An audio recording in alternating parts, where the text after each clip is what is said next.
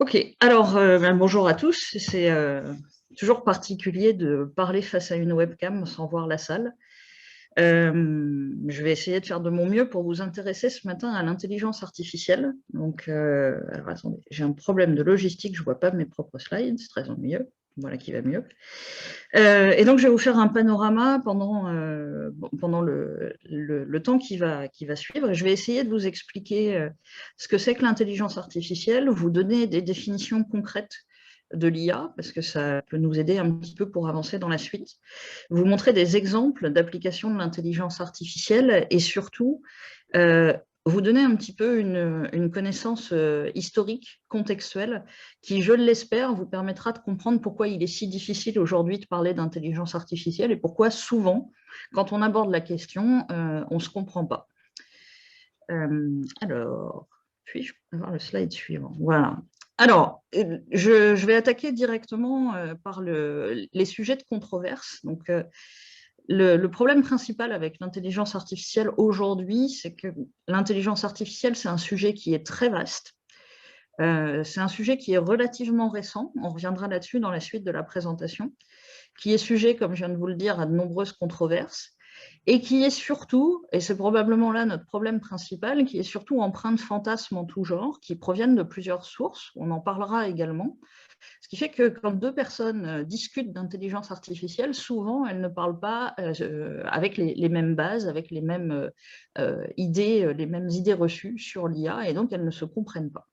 Typiquement, quand je parle d'intelligence artificielle, je parle d'algorithmes très opérationnels qui résolvent des problèmes. Quand j'en parle avec, par exemple, ma maman, elle pense à Terminator et forcément, on a du mal à s'aligner sur les bienfaits ou les risques de l'intelligence artificielle. Donc pour toutes ces raisons, comme je vous l'ai dit, c'est assez difficile de parler d'IA et c'est aussi pour ça que quand vous lisez la presse, que vous regardez la télé, que vous vous documentez sur le sujet, vous entendez tout et son contraire. Alors, je vous parlais des fantasmes. Je crois que le problème principal quand on s'intéresse à l'IA, c'est qu'on peut difficilement envisager ce concept sans avoir recours à nos, on va dire, à nos connaissances issues de la science-fiction. Alors, on ne partage pas tous les mêmes, d'abord. Et puis, si on regarde un petit peu la science-fiction, je vous ai mis quelques exemples ici, on voit que, en tout cas dans notre culture occidentale, quand il y a de l'intelligence artificielle dans la science-fiction, il y a souvent des robots, c'est souvent des robots humanoïdes. En général, c'est des robots humanoïdes qui ne veulent pas forcément le bien de l'humanité. Et puis, s'il y a un combat à la fin, ça se termine rarement bien pour les humains. Alors là, déjà, en disant ça, on a introduit tout un tas de concepts qui n'ont rien à voir avec l'intelligence artificielle, l'objet scientifique dont on parle aujourd'hui. Les robots humanoïdes aujourd'hui, ça n'existe que dans les films, hein, on n'est pas capable d'en fabriquer dans la vraie vie.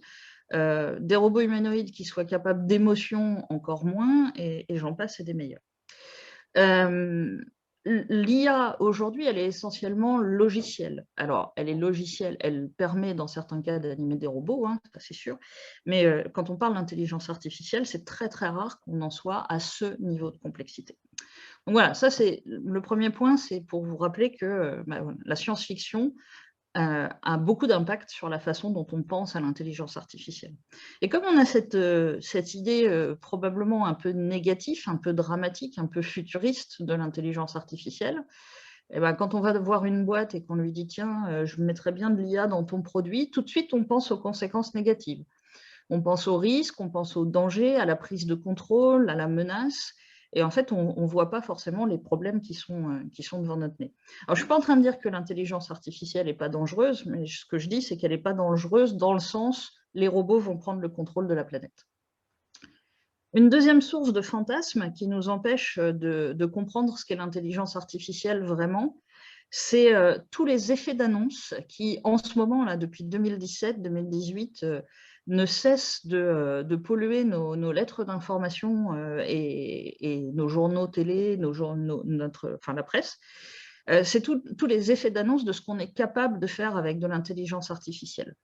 Ici, j'ai pris l'exemple des deepfakes. Alors, on en reparlera dans la suite, mais les deepfakes, c'est le nom générique que l'on donne à toutes ces approches où, en utilisant de l'intelligence artificielle, et en particulier un outil qui s'appelle les GAN, les réseaux adversariaux, on arrive à fabriquer des images, donc voilà, générer des images qui ressemblent vraiment énormément à la réalité. Alors, vous avez probablement vu ça à la télé, par exemple. Vous avez en haut à gauche et à droite des exemples où on va modifier le visage d'un acteur pour le faire ressembler à quelqu'un d'autre. D'ailleurs, si vous voulez passer un bon moment, je vous conseille vivement la vidéo de droite. Et puis, on a en bas à gauche un exemple où on génère des visages de personnes qui n'existent pas. Aujourd'hui, on est capable de faire ça avec de l'intelligence artificielle.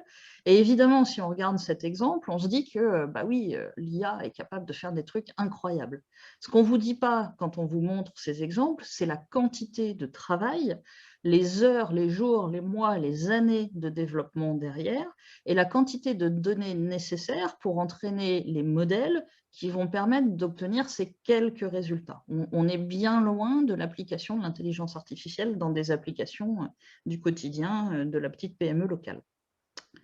Une troisième source de fantasme, c'est les titres, on va dire les titres attractifs des journaux pour vous intéresser à l'intelligence artificielle, qui sont souvent un peu des titres à sensation et qui invitent à réfléchir sur la dimension de la peur de l'intelligence artificielle, toujours avec ce côté un peu résumé de on vous explique l'IA en 2 phrases et ensuite on vous dit qu'elle va vous faire perdre votre job.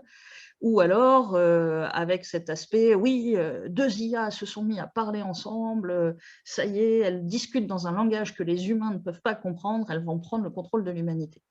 On est aussi bien loin de ces fantasmes. Et enfin, alors ça, c'est aussi un fantasme, mais qui n'est pas tout à fait dénué comment dire, de sens et d'origine factuelle, c'est tout ce qui relève de l'impact financier qu'a aujourd'hui l'intelligence artificielle sur notre économie, tant par sa capacité à prédire les conséquences économiques de telle ou telle décision, que par les investissements qu'elle requiert pour se développer. Alors, ce qui est rigolo, c'est que moi, je suis à peu près depuis, on va dire 2017, les différents rapports d'experts, McKinsey et autres, sur l'intelligence artificielle, et tout le monde s'accorde à dire que l'intelligence artificielle représente des milliards de dollars d'investissement sur les années à venir, et donc de retour sur investissement. Ce qui est rigolo, c'est que d'un rapport à l'autre, on peut passer d'un facteur 10 à un facteur 50 sur les estimations financières. Donc tout le monde est d'accord pour dire que l'intelligence artificielle est une opportunité économique significative. Personne ne sait quantifier cette opportunité économique. Voilà. Alors, je vous ai montré tous ces exemples pour essayer de nettoyer le terrain et de vous montrer que, bah oui, l'intelligence artificielle, c'est un sujet compliqué. Tout le monde en parle en ce moment. Hier encore, j'ai assisté à un séminaire sur le BTP, où des gens qui n'avaient jamais vu un algorithme de leur vie ont parlé d'intelligence artificielle. Tout le monde s'intéresse à l'intelligence artificielle. En fait, c'est un petit peu compliqué de savoir de quoi on parle réellement. Donc, c'est ce qu'on va essayer de faire dans cette deuxième partie de la présentation. Bon, la première, c'est le préambule. Je vais essayer de vous proposer des définitions de l'IA et puis on va regarder un peu l'aspect historique parce que pour moi, c'est très important de comprendre d'où vient ce concept. Donc, souvent, on me demande de proposer une définition de l'intelligence artificielle et en fait, je refuse de le faire parce que si on pouvait définir l'IA, on n'en serait pas à débattre dans chaque webinaire, chaque conférence sur le sujet de ce qu'est l'intelligence artificielle. Pourquoi c'est compliqué? C'est compliqué parce que tout d'abord, ça fait appel au concept d'intelligence qu'on connaît chez les humains, chez les animaux et maintenant certains prétendent qu'il y a de l'intelligence même chez les plantes, pourquoi pas. Donc, ça fait appel au concept d'intelligence et on ne sait pas le définir, ce concept d'intelligence. En tout cas, on ne sait pas le définir correctement. Ça, c'est la première raison pour laquelle on ne peut pas donner une définition. La deuxième raison, c'est tout simplement que selon la posture que vous allez avoir envie d'adopter, vous pouvez donner une définition différente. Certains vont considérer, par exemple, que l'intelligence artificielle, c'est la discipline scientifique qui consiste à essayer de reproduire les mécanismes de l'intelligence humaine. D'autres vont estimer que l'intelligence artificielle, c'est une famille d'algorithmes capables de résoudre des problèmes. D'autres vont considérer que l'intelligence artificielle, c'est une discipline scientifique dans laquelle on fait des modèles capables d'apprentissage. Donc en fait, on ne peut pas proposer une définition de l'intelligence artificielle, mais on peut en proposer plusieurs. L'important, c'est de bien expliquer le contexte. Alors, je vais quand même essayer de vous en donner quelques-unes. Une que j'aime beaucoup, c'est donc de définition, hein, c'est la définition de Marvin Minsky, qui est en photo ici. On en reparlera, Marvin Minsky fait partie des pères fondateurs de la discipline scientifique qu'on appelle IA aujourd'hui. Alors lui, la définition qu'il propose, c'est la suivante. Il dit que l'IA, c'est la science qui consiste à faire résoudre à des machines des problèmes qui auraient nécessité une forme d'intelligence humaine pour être résolus. Il y a pas mal de concepts intéressants dans cette définition. D'abord, c'est une science. L'IA, c'est une discipline scientifique. On va voir aussi que, par extension, ça définit l'ensemble des outils qu'on retrouve dans cette discipline scientifique. Donc l'IA, c'est comme les maths, comme la physique, comme la bio, c'est une discipline scientifique. Donc c'est une science dans laquelle on s'intéresse à la résolution de problèmes. Voilà, ben ça c'est posé, hein, donc résoudre des problèmes, faire de la planification. Ce que ça ne dit pas explicitement quand on dit résolution de problèmes, c'est la dimension apprentissage, qui est nécessaire en fait à la résolution de problèmes dans une certaine mesure, mais on va dire que c'est inclus. Donc de la résolution de problèmes qui aurait nécessité une forme d'intelligence humaine. Alors c'est peut-être là que je suis un poil pas d'accord avec la définition de Minsky, parce que pour moi, déjà, si on arrivait à résoudre des problèmes tels que les animaux sont capables de résoudre des problèmes, avec le même degré d'autonomie, on aurait fait des progrès énormes en intelligence artificielle. Et il y a certaines choses qu'on ne sait pas encore faire aujourd'hui. Voilà, donc ça, c'est une définition qui est quand même assez compréhensible, je trouve, de l'IA. Je voudrais quand même attirer votre attention sur un point important, qui est que l'intelligence artificielle, c'est aussi une discipline qui est mouvante, qui évolue énormément d'une année sur l'autre. C'est une discipline jeune, on verra qu'elle est née il n'y a pas si longtemps que ça, et elle bouge très très vite. Moi, quand j'ai commencé, quand j'étais en école d'ingénieur, je faisais de la recherche sur les systèmes d'information géographique. En gros, on faisait des algorithmes pour des GPS, et à l'époque, on appelait ça de l'intelligence artificielle. Aujourd'hui, si je monte dans votre voiture, que vous mettez Waze ou Google Maps et que je vous dis « Waouh, vous avez une intelligence artificielle dernier cri », vous allez me rire au nez. Pour vous, le GPS, c'est devenu une commodité. Donc, j'aimerais que vous reteniez aussi que souvent, dans le vocabulaire courant, quand on parle d'intelligence artificielle, en fait, on parle d'algorithmes un petit peu compliqués récents. Voilà. Et donc, a fortiori, ce qu'il faut en conclure, c'est ce qui relève de l'intelligence artificielle aujourd'hui sera une commodité demain. Alors, peut-être pas demain, mais en tout cas dans les années à venir. Alors, comme je vous ai dit, je vais vous parler un peu de l'histoire de l'intelligence artificielle parce que pour moi, c'est super important pour comprendre ce qu'on fait aujourd'hui. Donc, l'IA, on en reparlera après, elle est née en 1956. Promis, je vous en parle juste après. Elle est née en 1956 en tant que discipline scientifique qui porte un nom. Mais en pratique, on s'est intéressé à la notion de rendre artificielle la pensée bien avant ça. On s'est intéressé à mécaniser la pensée dans des machines, mais on s'est aussi intéressé à formaliser la pensée, le raisonnement notamment, au travers de langage, par exemple, tout ce qui est algèbre booléenne et compagnie. Donc, si on regarde un petit peu, si on se plonge dans le passé, en fait, on se rend compte que dès l'Égypte antique, on retrouve des machines, en particulier devant les tombeaux funéraires, qui implémentent une certaine forme de raisonnement logique et qui en fait sont des petits casse-têtes à résoudre pour pouvoir accéder, c'est des clés intelligentes, mais c'est une première forme de matérialisation dans une machine d'une forme de raisonnement. Alors cette histoire de la machine, on va la retrouver au fil des âges, on en reparlera juste après. L'intérêt pour modéliser la pensée, on peut au moins le dater à Aristote, moins 322 avant Jésus-Christ. Si ça se trouve, c'est même avant ça. Mais dès Aristote, en fait, on se pose la question, par exemple, des déductions logiques, de l'inférence de la déduction, des syllogismes, bref, de comment on peut... Est-ce que la pensée, finalement, est un calcul et comment on peut modéliser cette pensée, écrire des chemins de pensée, faire des preuves d'algorithmes, par exemple, des déductions mathématiques. Vous pouvez aller voir les éléments d'Euclide, c'est très intéressant sur ce sujet. Alors, on va remonter un peu dans l'histoire, on ne va pas y passer toute la présentation, mais quand même, c'est important.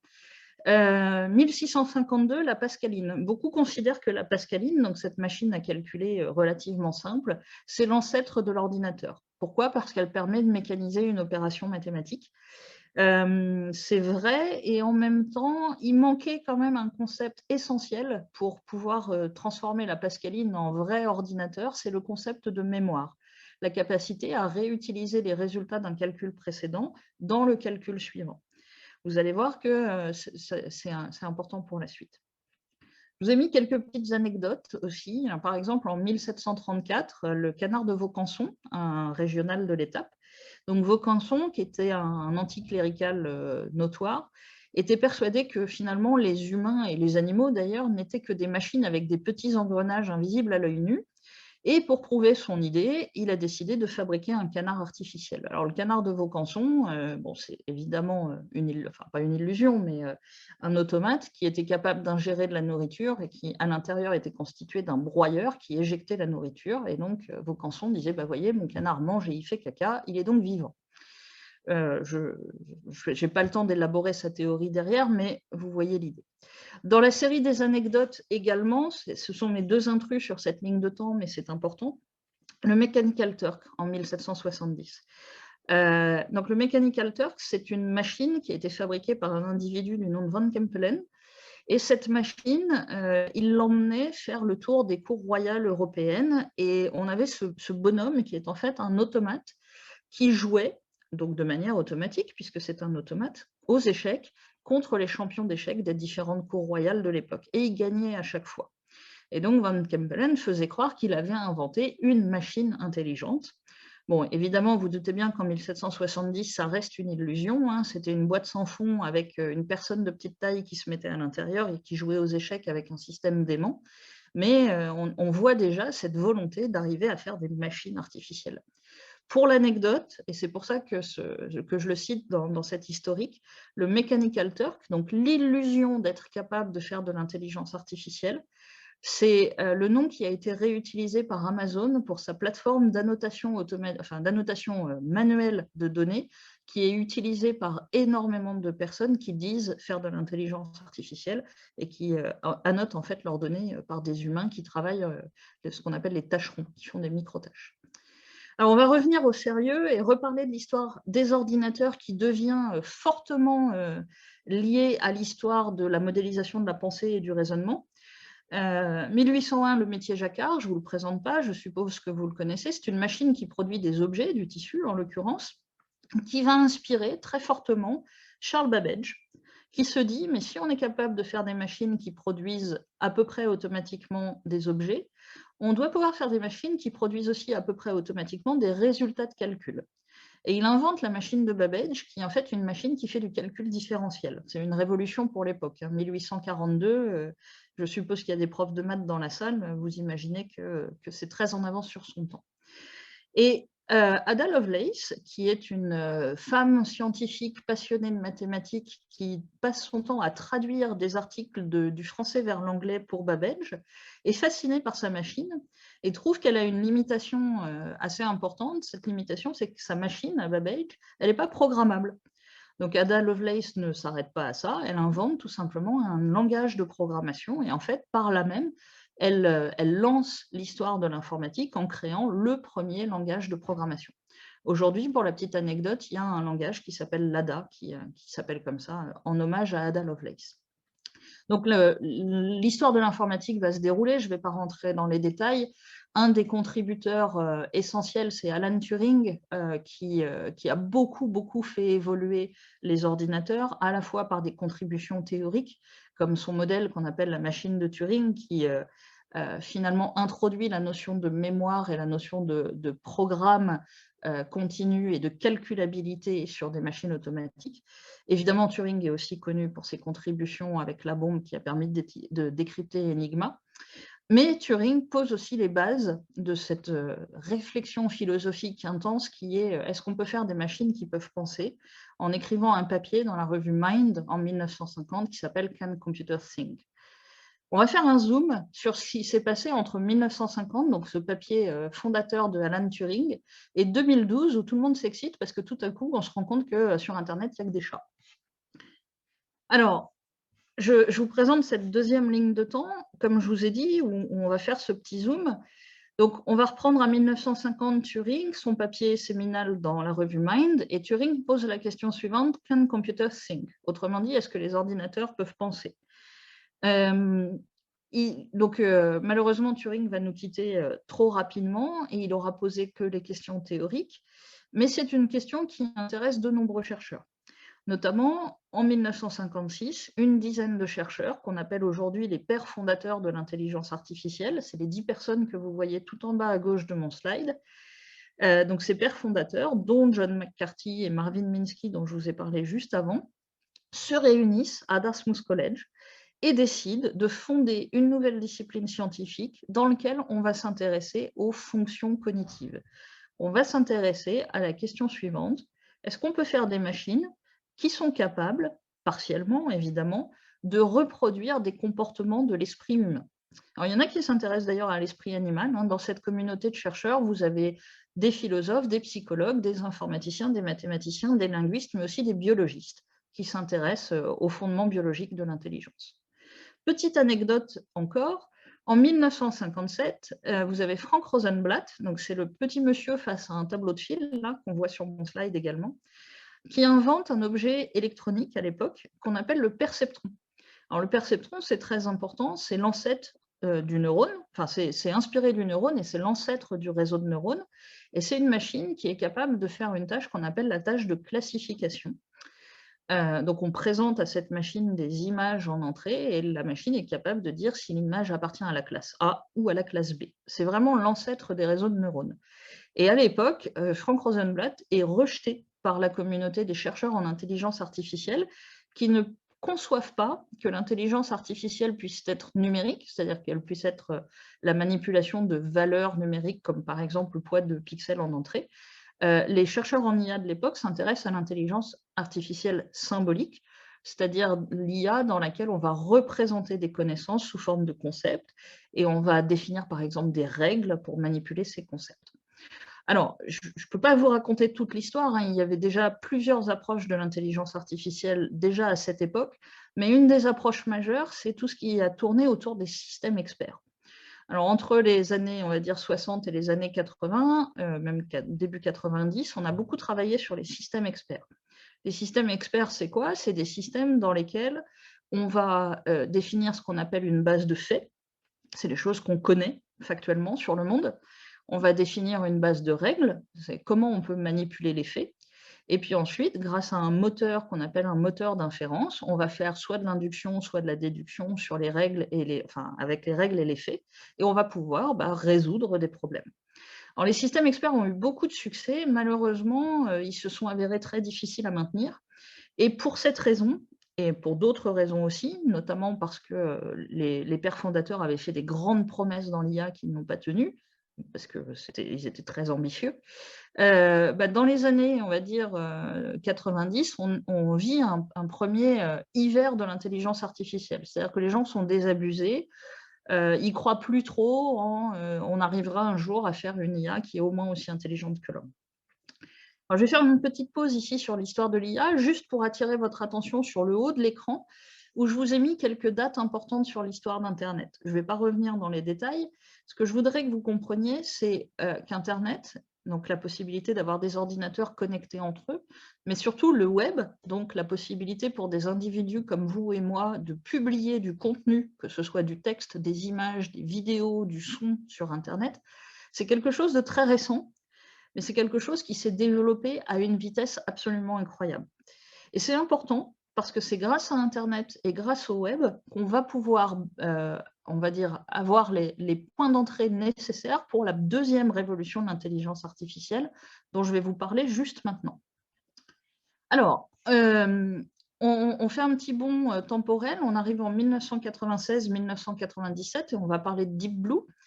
Deep Blue, c'est un programme qui a été réalisé par IBM et qui a battu Garry Kasparov aux échecs. C'est un programme vraiment impressionnant pour l'époque et c'est aussi la première fois qu'un humain est battu dans son domaine d'excellence par une IA. Si on ne compte pas la multiplication, parce que ça fait longtemps que les ordinateurs savent faire des multiplications mieux que les humains. Bon bref, donc c'est la première fois qu'un humain est battu par une IA. C'est impressionnant, mais à l'époque, on est surtout impressionné par la puissance de calcul de Deep Blue plutôt que par son intelligence. Pourquoi Deep Blue arrive à battre Kasparov? Tout simplement parce qu'il est capable d'anticiper beaucoup plus de coups aux échecs qu'un humain est capable d'anticiper.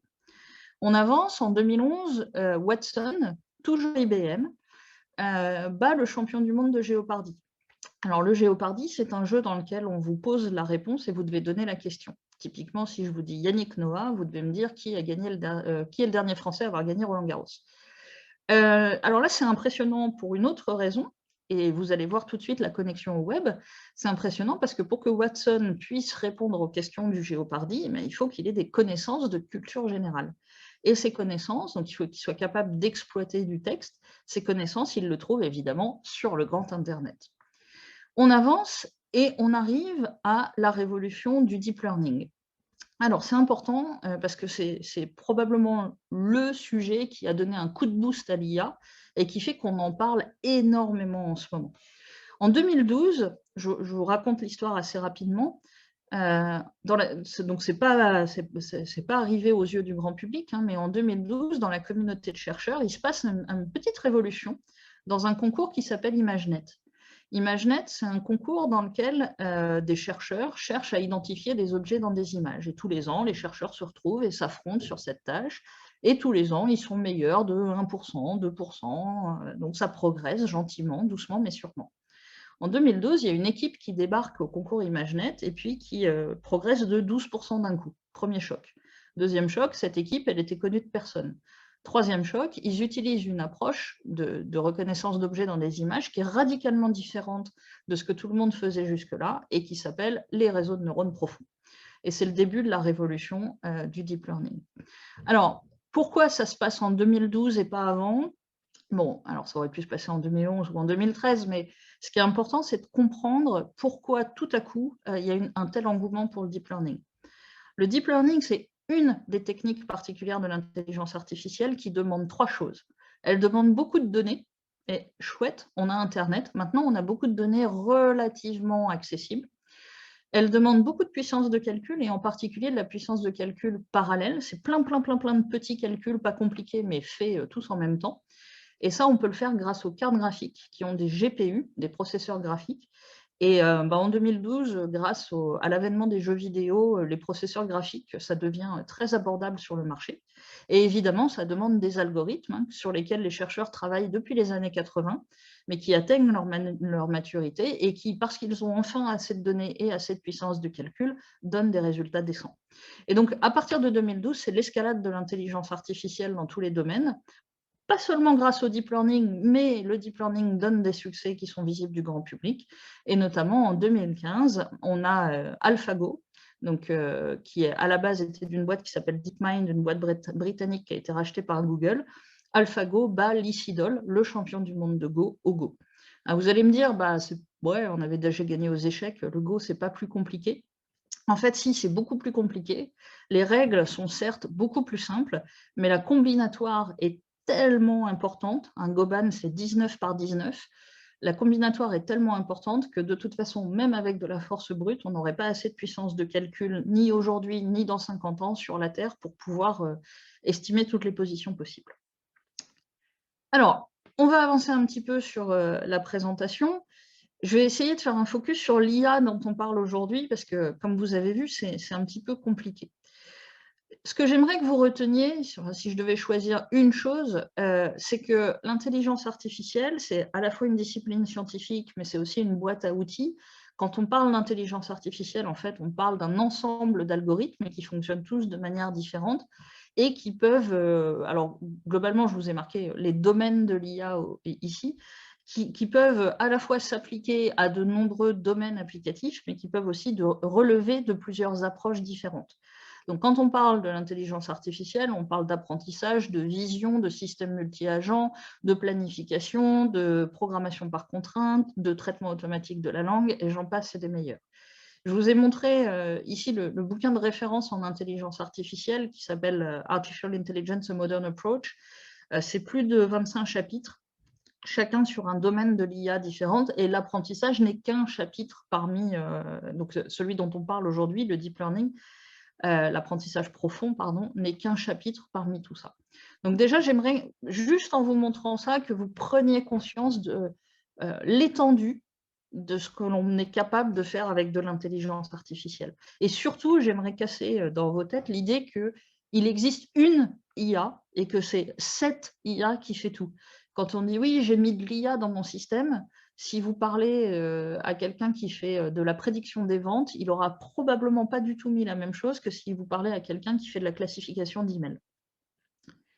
Donc c'est compliqué, hein, on se bat, et puis dans le monde professionnel, alors croyez-moi, je sais de quoi je parle, on a plutôt tendance à utiliser le premier terme qui fait un peu buzzword et puis tout mettre dans le même panier. Donc il y a des gens qui vont dire data mining là où d'autres vont dire data science sans comprendre la différence.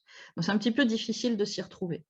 Alors pour s'y retrouver, moi j'aime bien ce schéma qui a été proposé initialement par NVIDIA, fournisseur de cartes graphiques et désormais devenu acteur majeur de l'intelligence artificielle au-delà des jeux. Et NVIDIA explique les choses de la manière suivante.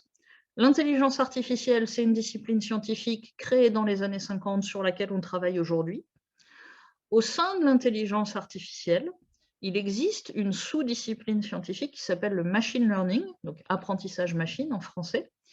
Le machine learning, ça va regrouper l'ensemble des algorithmes où, au lieu de programmer l'algorithme à effectuer une suite d'opérations, du style si, alors, sinon, on va entraîner un modèle à effectuer une tâche. Pour entraîner le modèle, on va lui présenter un ensemble de données et puis on va lui donner du feedback, ce qui va lui permettre au fur et à mesure de se construire une représentation de ce qu'il doit faire.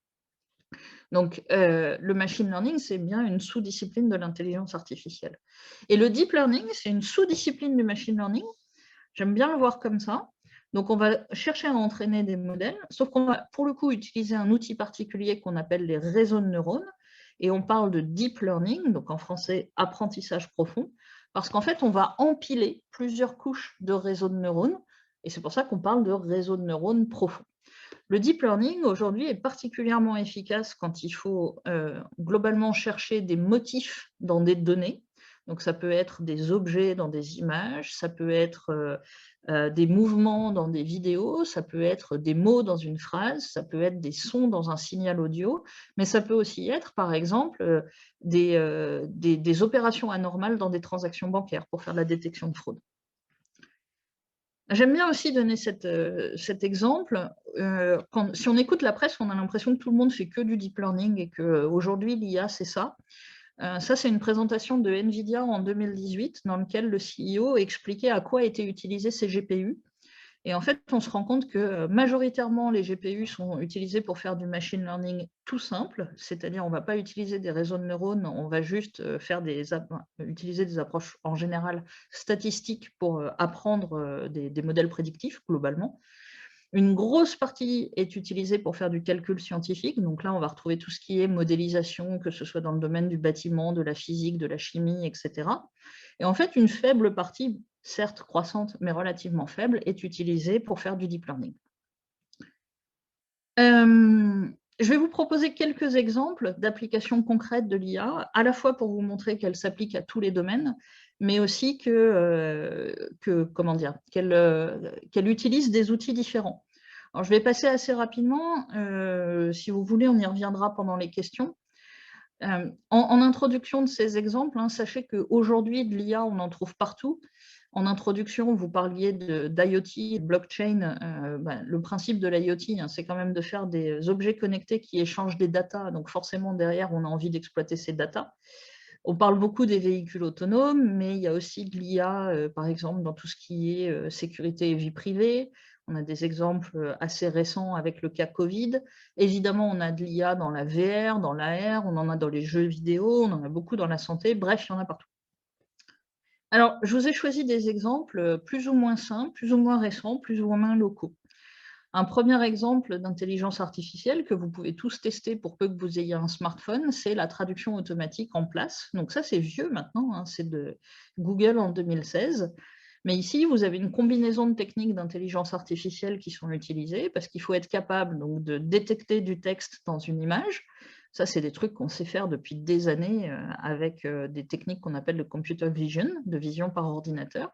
Puis une fois que vous avez détecté le texte, il faut identifier la langue et puis il faut le traduire. Et donc là, on fait appel à ce qu'on appelle couramment aujourd'hui le NLP. Donc NLP, c'est le terme générique, enfin NLU en l'occurrence, pour Natural Language Processing, pardon, ou Natural Language Understanding. Donc c'est tout ce qui relève du traitement de la langue naturelle, quelle que soit la langue, en l'occurrence, dans laquelle on parle. Un autre exemple que j'aime beaucoup, parce qu'il n'est pas du tout question de réseau de neurones là-dedans, c'est un exemple que je réutilise souvent, qui m'a été donné par la société Néovision, qui est basée à Grenoble, qui est un offreur de solutions en intelligence artificielle. Et j'adore ça, parce que, en fait, c'est une société de transport scolaire qui est venue voir Néovision en disant « Oui, il faut que vous me mettiez de l'intelligence artificielle pour optimiser les tournées de mes chauffeurs de cars scolaires, parce qu'ils se plaignent qu'ils font trop de kilomètres à vide. » Et Néovision a répondu en disant « Mais en fait, on va juste utiliser un outil qu'on connaît depuis 50 ans qui s'appelle la recherche opérationnelle. » Et en quelques heures, donc, ils ont réussi à optimiser les tournées des chauffeurs pour passer du modèle de gauche au modèle de droite. Globalement, c'est un exemple qui permet aussi de voir le retour sur investissement de l'intelligence artificielle. Quelques heures de travail permettent à cette compagnie de transport d'économiser 500 000 km par an, ce qui est non seulement un impact positif d'un point de vue écologique, mais aussi un impact économique fort, puisque la compagnie estime que1 km de car, ça lui coûte 1 euro. Voilà, donc si vous voulez aller voir, Néovision a beaucoup d'autres exemples, notamment ils sont spécialistes en vision, donc de la reconnaissance de plantes, des objets dans des images ou des défauts sur des pièces. J'ai choisi un autre exemple de la société Braincube, qui est basée à Clermont-Ferrand, où ils utilisent, alors l'image ne vous explique pas forcément ce que ça fait, mais ils utilisent aujourd'hui du deep learning pour faire de la détection de défauts sur des pièces manufacturées, en l'occurrence par exemple ici sur du verre. Donc il y a une petite caméra qui est placée en bout de ligne de production qui analyse les panneaux de verre qui passent au fur et à mesure et qui détecte s'il y a des imperfections. Pour terminer cette présentation, et avant de laisser la place aux questions, je voudrais qu'on parle un petit peu de… Alors j'ai appelé ça les mythes de l'IA, ou plutôt les limites, c'est-à-dire les problèmes qui sont soulevés par l'intelligence artificielle aujourd'hui et dont on ne prend pas souvent suffisamment de temps pour parler.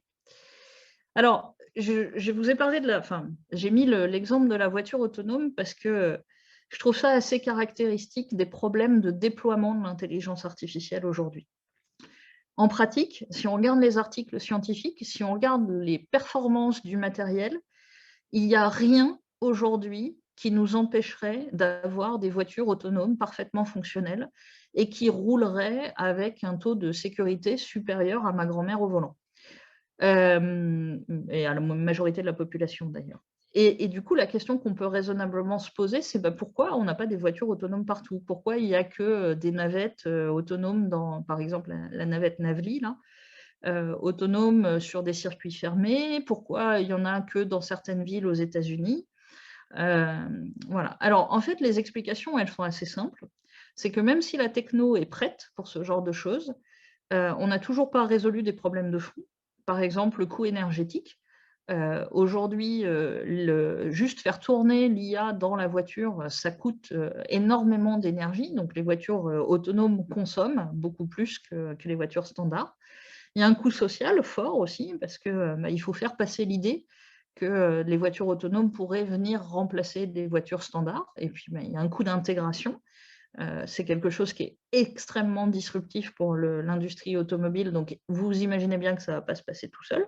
Et puis, il y a un coût d'infrastructure qui est non négligeable. Pour déployer des voitures autonomes, il faut adapter l'environnement.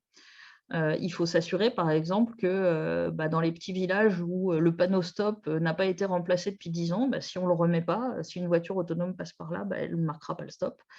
Donc tout ça, c'est des problèmes qui sont vraiment significatifs et qui vous montrent bien, sur un exemple très générique qui est la voiture autonome, pourquoi ce n'est pas si facile de déployer de l'IA aujourd'hui.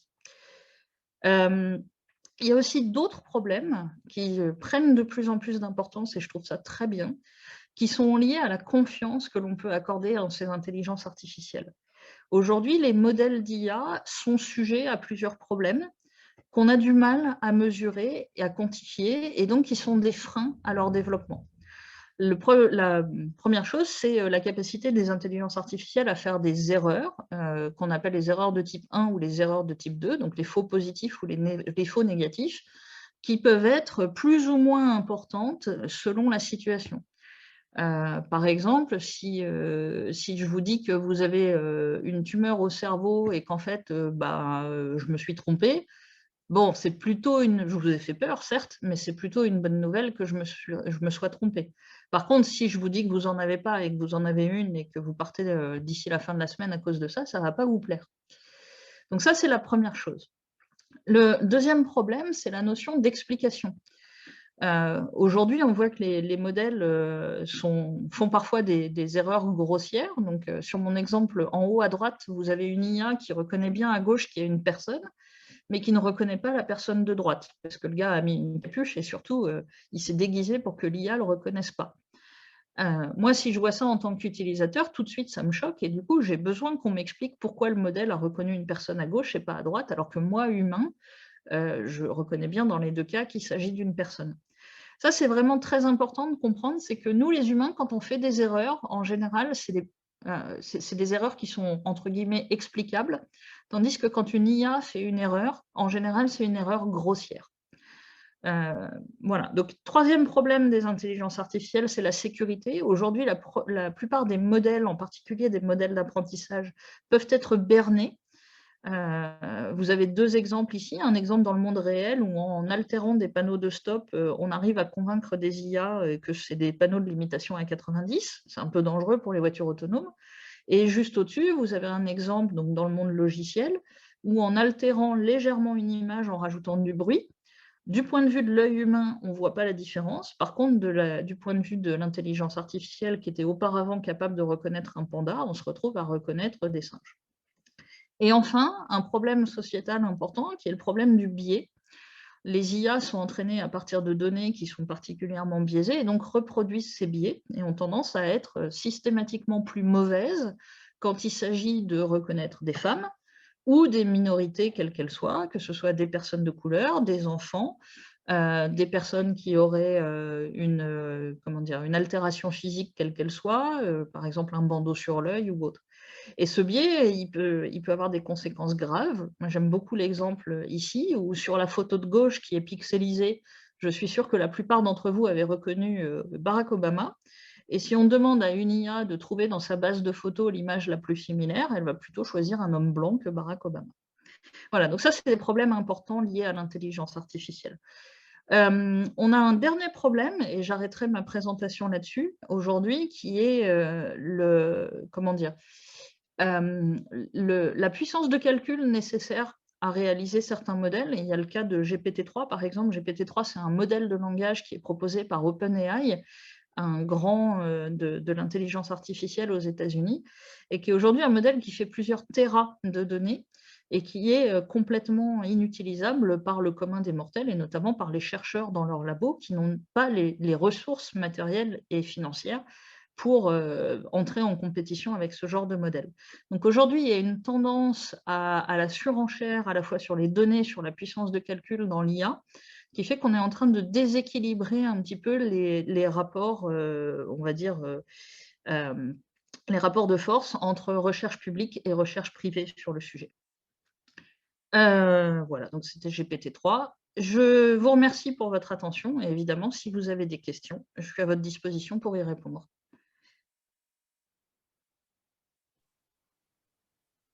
Merci beaucoup. Hop, je t'entends pas super, mais ça va le faire. Est-ce que si je parle plus fort, c'est un peu mieux? Ouais, oui, c'est bon. très bien. On n'a pas de questions dans le chat. Si, moi j'en aurais une question. Parlez un petit peu fort, le micro est au plafond. Donc une petite question sur les réseaux de neurones. Moi je me pose la question concrètement sur une machine, comment se concrétisent les réseaux de neurones? C'est-à-dire comment c'est programmé? Comment, enfin, du coup, c'est quoi? La question Alors, est assez large. OK. Alors,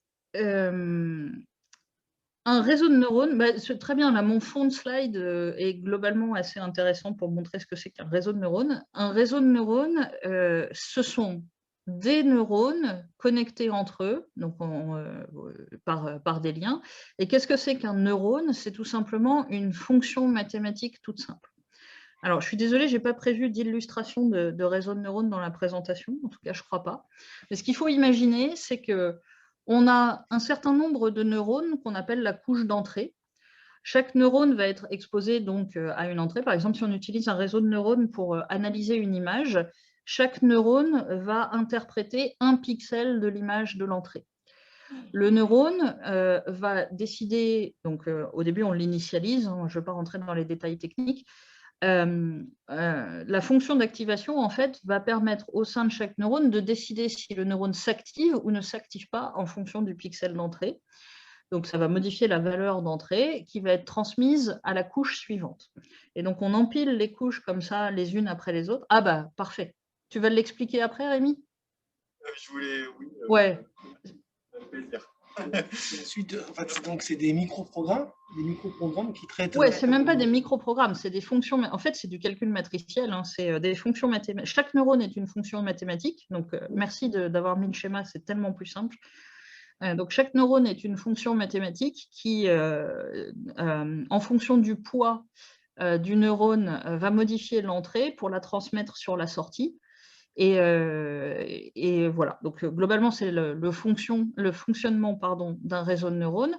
La notion d'apprentissage vient du fait que lorsque les entrées sont traitées par l'ensemble des couches, on arrive à une couche de sortie qui est le résultat.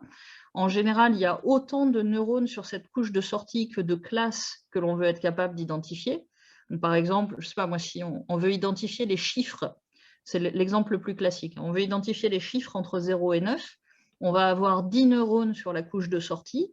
Le premier qui s'activera si on pense que le chiffre est un 0, le 7e qui s'activera si on pense, enfin le 6e si on pense que le chiffre est 7.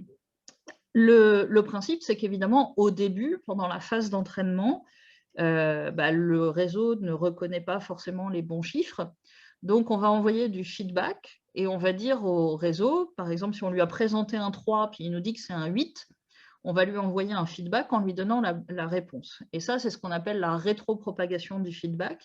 En fait, on va remonter le réseau de neurones dans le sens inverse et on va aller bonifier les neurones qui sont activés et qui ont bien fait de s'activer et on va aller mettre des malus aux neurones qui ne se sont pas activés alors qu'ils auraient dû s'activer pour adapter au fur et à mesure les poids de chacun des neurones et faire en sorte d'améliorer la possibilité, enfin la capacité du réseau à classifier correctement les chiffres. En fait, c'est un petit peu comme si vous aviez une énorme table de mixage devant les yeux et que le jeu, c'était de trouver la bonne position de chacun des potards pour que, quel que soit le son en entrée, vous ayez le bon effet sonore en sortie. OK ? Et donc, comment ça s'implémente concrètement ? C'est tout simplement une succession d'opérations matricielles où on fait couche d'entrée fois poids et on transmet à la sortie.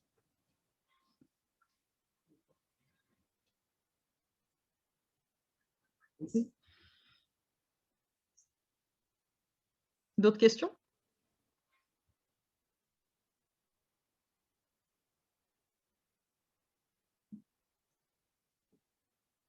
Question, ouais.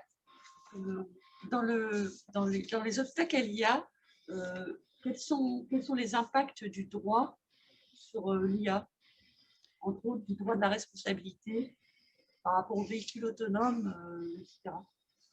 En fait, c'est une excellente question et c'est super difficile d'y répondre. C'est un sujet qui est en plein boom actuellement.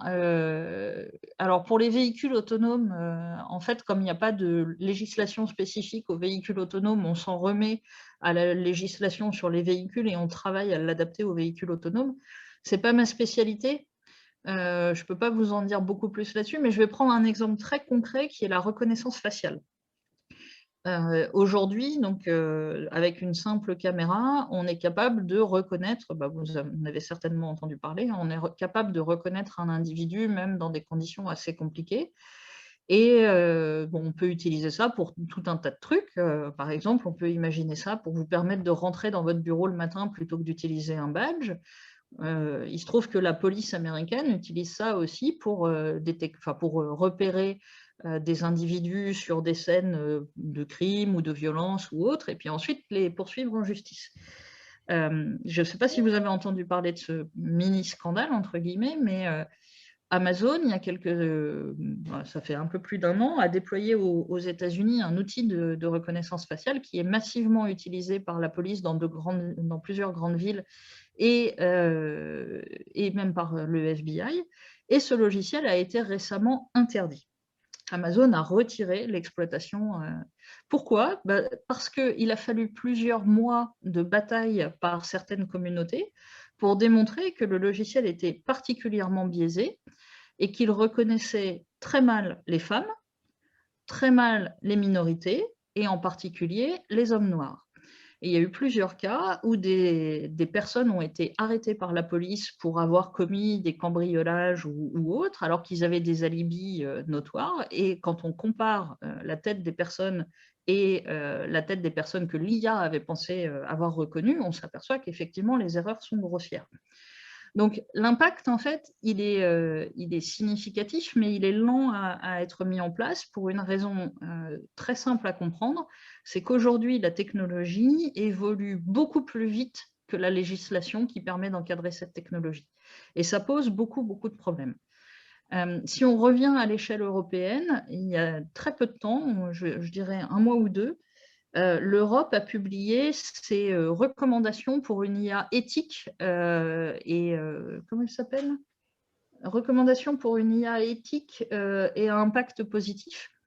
Et donc, c'est un document dans lequel l'Europe, c'est une proposition de loi, globalement, dans laquelle l'Europe propose tout un tas de mesures pour s'assurer que les intelligences artificielles qu'on va déployer et commercialiser dans les années à venir respectent un certain nombre de valeurs européennes, ce qui n'est pas sans poser de nombreux problèmes pour toutes les entreprises qui ont des business models qui ne sont pas compatibles avec ces recommandations. Alors, à voir si la loi va passer ou pas, mais c'est des sujets qui sont traités en ce moment.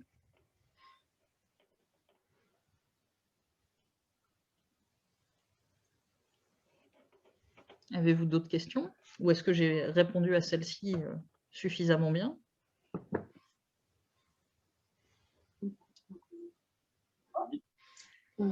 Par rapport à la cybersécurité, quels sont les risques de l'IA? Alors, c'est comment dire?